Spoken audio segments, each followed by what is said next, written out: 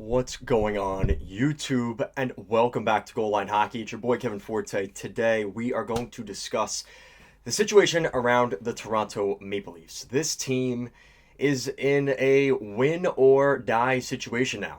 They are on the brink of elimination against the Florida Panthers, and we're going to discuss a little bit of this series. And honestly, for my Panthers fans out there, shout out to Luis. We predicted this, maybe in a different way. But we predicted that this series could probably end in 6 games for the Florida Panthers.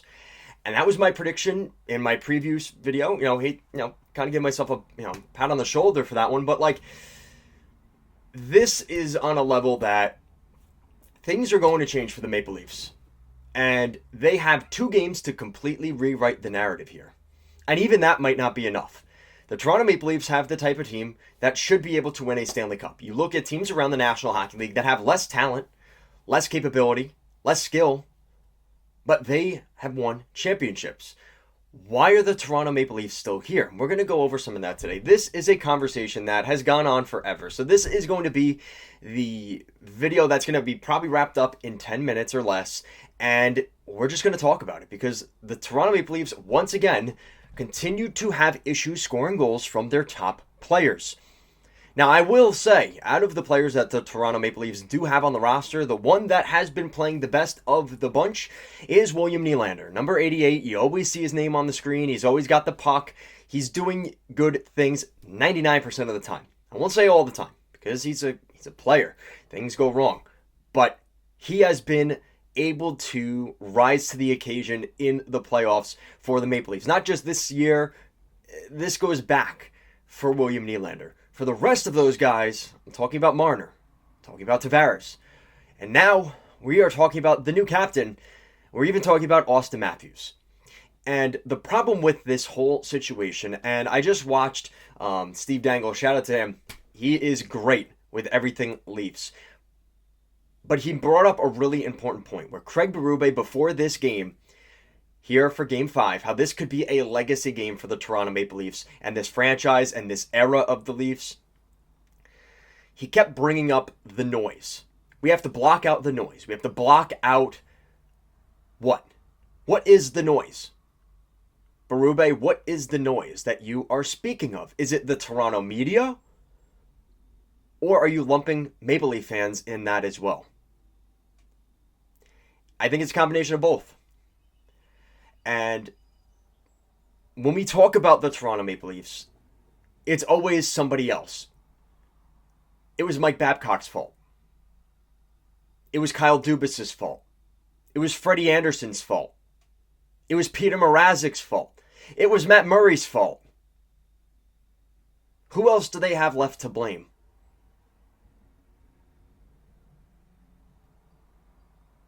Is it Brendan Shanahan?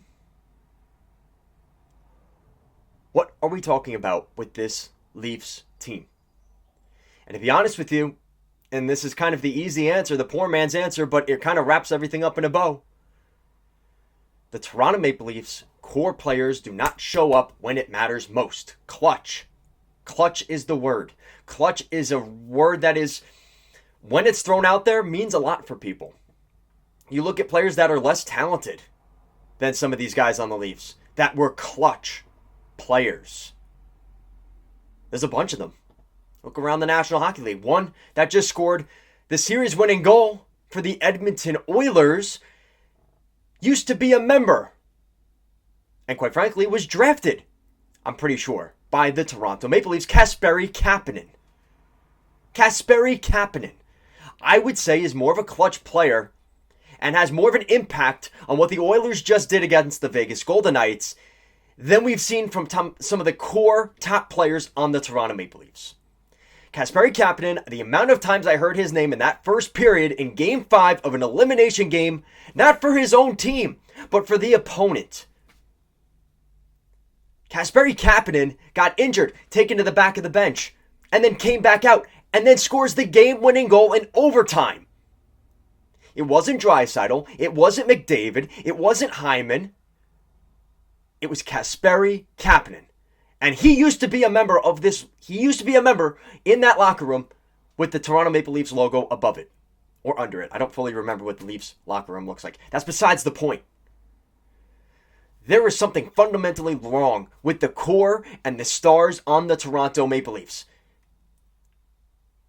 And it starts up top. But you can't blame it on Brett Treliving.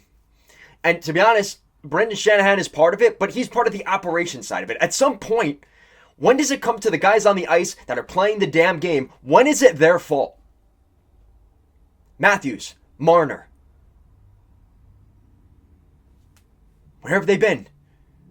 Tavares, for what he's making, being kind of the rough-nosed player, kind of similar to what Marchand has done, that's ridiculous. There's no way that is what they are paying him to do. That isn't what the Maple Leafs brought him in to do. Now, obviously, my Islanders bias aside, John Tavares has had ups and downs in Toronto, good and bad.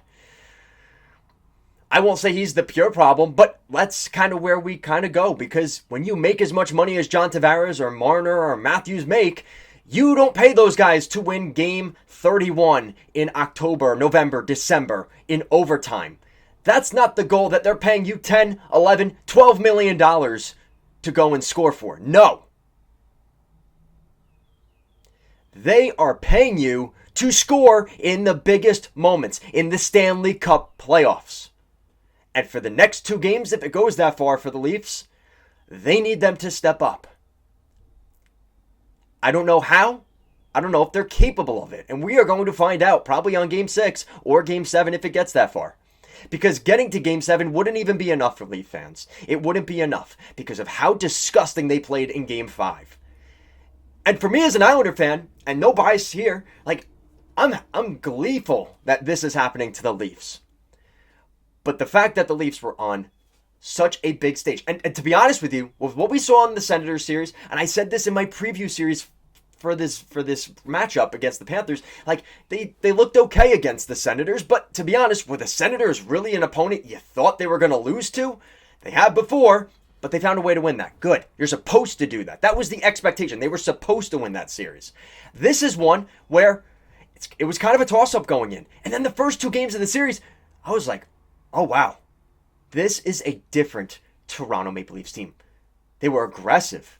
When I said in the beginning of the series, I said that if this thing gets ticky-tacky penalties back and forth, that's going to favor the Panthers. It took 2 games for it to get to that. But by games 3, 4, and 5 now, it's pretty inevitable. A couple bad penalties by Max Domi the last 2 games. You kind of look to him as a leader. Hasn't really been playing like that recently with all those bad penalties. And the Panthers have them right where they want them. All the pressure is on the Toronto Maple Leafs, despite the defending Stanley Cup champs having the game 6 in their own home building. All the pressure is somehow on the Toronto Maple Leafs. So let's see what happens in Game 6, and if there's a Game 7, and if we are making another video in the next couple of days, this weekend, it's going to be a rough one for the Leafs. Marner and Tavares contracts come to an end this summer. You wonder what's going to happen there. Matthews, what's going to happen with Matthews? Honestly, like, are fans really going to be wanting to see him back in a Leafs uniform next year as the captain and thinking they can win? I don't know. I don't think many fans in Toronto or in that area anywhere near believe that. And I think what really caught me when I was watching that game, watching the fans leave in the second period, end of the first period, the amount of money that those fans spent on those tickets for them to lay that kind of an egg of a game, it's really, really bad. It's not fair to the fans. It's, to be honest, not fair to some of the players, but this is the way the business works. Everybody is trying to win. The Panthers are trying to win. They have their goals. The Leafs have their goals. They have their aspirations. It just doesn't seem like the Leafs want it bad enough. They just aren't getting it done. And for the first period, when I started watching the game, the shots were like 14-4, and I'm like, what? The Leafs are home now. They should be getting things back going, right? They have the home ice advantage still. Everybody won their games at home. This should be great for the Leafs. They should have 2 chances to win one of those next 2 games, either 6 or 7, to head to the Eastern Conference Finals. And I don't think that's going to happen now. It could happen. They could rewrite the narrative today. But is it likely? If you've watched this Leafs team long enough for the past 9 years, you probably know how this one's going to end. But hopefully, I'm wrong. But let me know what you guys think in the comments down below. What do you guys think of the series so far? Let me know your thoughts. As always, thank you so much for watching. I'll see you guys again next time. Peace.